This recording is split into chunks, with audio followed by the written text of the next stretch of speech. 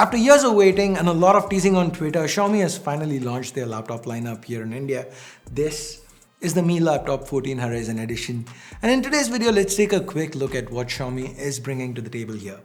Hey guys, Ash here from C4eTech, and if you do end up liking what you see in this video, please subscribe and turn on notifications by hitting that bell icon. Let's now get started.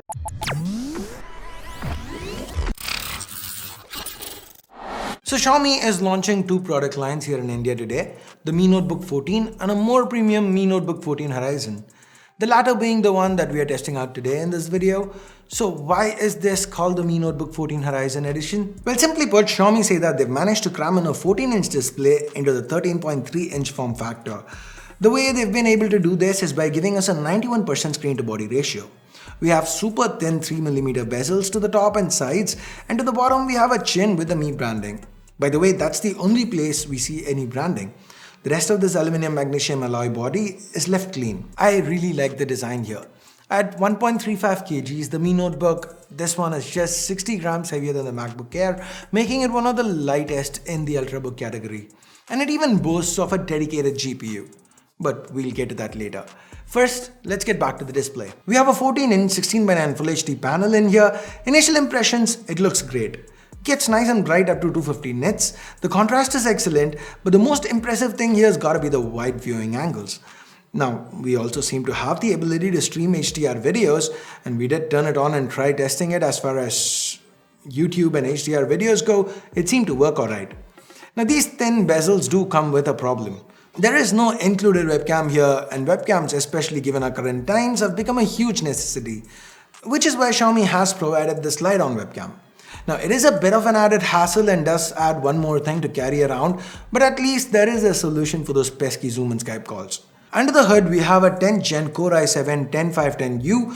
It's a quad-core 8-thread chip with a base frequency of 1.8 GHz and a turbo boost up to 4.9 GHz on a single core. The Mi Notebook14 Horizon is supposed to get a 10th Gen i5 SKU as well. Now, there is a bit of confusion about the 10th Gen Intel CPUs. We have two lineups, Ice Lake, that's based on the newer 10nm manufacturing process, and what we have here, Comet Lake, it's based on the 14nm plus. How many ever pluses they've added to it at this point? Now, a lot of techie mumbo jumbo aside, here's what it means for you guys. Ice Lake is the newer processor. It's better at battery life and it has Iris Pro graphics. But the CPU performance is a bit on the weaker side. On the other hand, we have Comet Lake that offers a bit more powerful CPU performance. Now, the decreased graphics, it isn't a big deal here because we do have a dedicated GPU. That's the NVIDIA MX350 with 2 gigs of VRAM. Rounding off the rest of the specs, we have 8 gigs of dual-channel DDR4 memory at 2666 MHz and a 512 gig M.2 NVMe SSD for storage. So how does it perform? Well, judging by the specs in here, day-to-day tasks like running a few tabs on Chrome or working on spreadsheets in Excel wouldn't really be an issue for this machine. Xiaomi has even included two fan profiles here. Function plus K switches us from silent to turbo, and in the second mode we go from a restricted 15W TDP to the full max 25W TDP of this i7 chip. Now, this is the mode that we tried gaming at, and well, at 1080p medium to high settings, we were able to play esports titles. That being said, we did notice a few frames dropped here and there. After all, the MX350 is by no means a powerful graphics card. We also tried out a AAA game, Star Wars Jedi Fallen Order.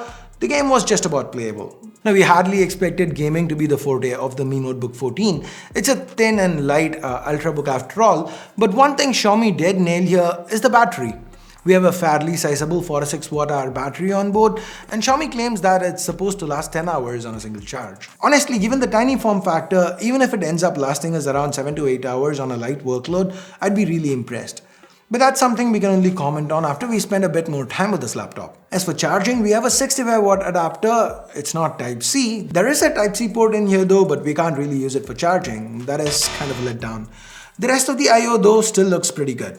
Starting from the right edge, we have a USB Type-C port, dual USB 3.1 Gen 1 ports, an HDMI out, and finally the charging port. The left has a combined 3.5mm jack for headphones as well as mic, a single legacy USB 2.0 port, and some ventilation for heat dissipation. The back is left clean and so is the front. Towards the bottom, we have a couple of 2-watt speakers tuned by DTS. The bottom is kept elevated from the table with these two rubber feet, and we have some ventilation here too. Now Xiaomi has nailed a lot of things. We have a great 1080p screen, the internals are powerful enough for a thin and light Ultrabook, they've promised good battery life, and heck, even the build is all metal and feels really sturdy. But that doesn't mean there aren't any cons. The biggest of which I guess is this plastic trackpad.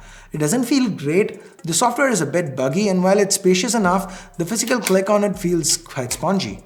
Now, we generally do not talk a lot about trackpads, especially on Windows laptops, since this is the norm rather than the exception. But there are two things here. First, the Mi Notebook Horizon is being pitched as a premium Ultrabook, which means Xiaomi expects people to use this laptop on the go without a mouse being attached. But after just using this for half an hour, we had to turn it off. The palm rejection isn't that great. And again, the feel, I wasn't really impressed. Now, I'm not sure why Xiaomi did this, because the Mi Gaming Notebook and the Mi Notebooks that we've tested in the past all had glass top trackpads that felt great. Anyway, next up, let's talk keyboard. It's really nicely spaced out, so that's great, but we do have the smaller backspace and the truncated arrow keys. Again, not really a big deal, something we could get used to. What I probably won't though is the really small travel distance on these scissor keys. Initial impressions, I feel like they bottom out too quickly and the keycap stability is a bit off.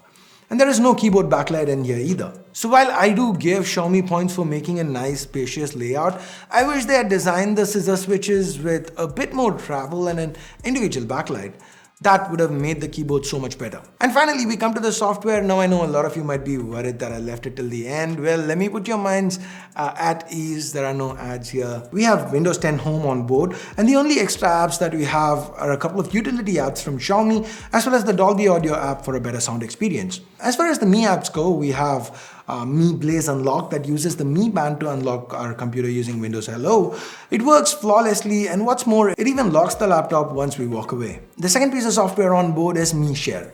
It works like Share It using wireless networks to transfer images and other data between the laptop and a phone. So yeah, there is no bloatware or ads in here. In fact, as I mentioned earlier, Xiaomi is positioning their Mi Notebook 14 Horizon Edition as a premium Ultrabook offering. Now, as of filming this video, we don't really know what the official price tag is, but I feel that with the choices they've made, they need to price it aggressively in order to make a mark in the laptop market. Now, by the time you're watching this video, by the time this video releases, I'm sure you guys would know the price. If not, check the description, check the pinned comment. So you let me know what you think about the pricing of the Mi Notebook 14, the Mi Notebook 14 Horizon. Do you feel this is something worth looking into, or would you rather go for something like, say, the Acer Aspire 3 that now comes with a 4th generation Ryzen chip? Also, we'd be doing more videos on the Mi Notebook 14 Horizon Edition, where we will be checking out the detailed FPS, gaming performance, heating, and so on, everything about this. So if you have any questions that you want me to answer in a future video, please leave it in the comments and I will definitely address it. And with that, we come to the end of this video. If you did like it, if you did find it interesting, go on, thumbs up, subscribe, turn on notifications by hitting that bell icon if you haven't yet. And thanks a lot for watching. Till next time, my name's Ash, you've been watching C4E Tech, and I'm signing off for now. You guys have a great day. Bye-bye.